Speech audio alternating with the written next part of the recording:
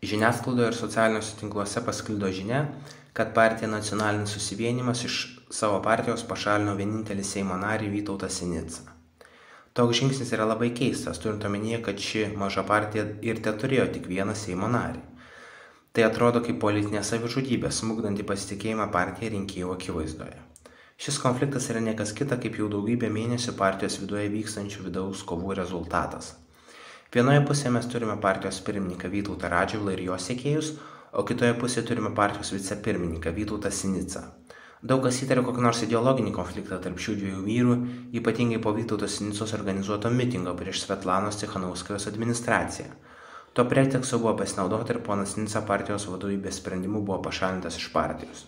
Tik problema yra ta, kad partijos valdyba pagal įstatus neturi tokios galios, o pašalinti iš partijos galima tik partijos etikos tarybos sprendimu. Kai tuo tarpu ši taryba šiuo metu nėra pilnos sudėties, o pačios partijos taryba, tai yra dar aukštesnis partijos valdymo organas, šiuo metu apskritai suspendavo narių šalinimą iš partijos. Taigi Vytauto Sinicos pašalinimas yra teisiškai neteisėtas, bet partijos vidaus kovų metu partijos įstatų yra dažnai nesilaikoma, o svarbu yra faktinė institucijų kontrolė. Tad kodėlgi kilo šis konfliktas tarp pono Radžvilo ir pono Sinicos, dviejų buvusių artimiausių bendražygių? Šis konfliktas yra grinai asmeninis. Ponas Radžvilas jautėsi labai nusivylęs, nes jam nepavyko patekti į Seimą, o ponas Sinica į Seimą visgi pateko.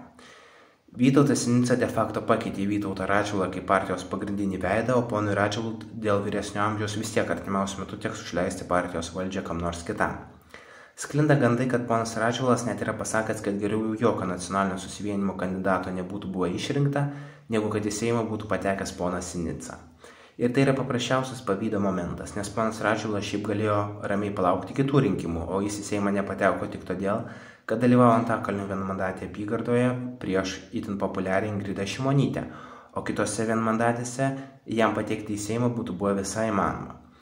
Bet jis tiesiog taip užpyko ant ponas Sinicos, kad iš pradžių ėmė iš partijos šalinti ponui Sinicui artimus žmonės, o dabar pasinaudojęs progą iš partijos bando išmesti ir patį Sinicą. Tuo tarpu rugsėjo 6 dieną vyks partijos suvažiavimas ir tada ir bus sprendžiama partijos ateitis ir mes tada sužinosime, ar ši partija apskritai toliau egzistuos kaip juridinis darinys. Ačiū žiūrėjusiems, iki kito karto.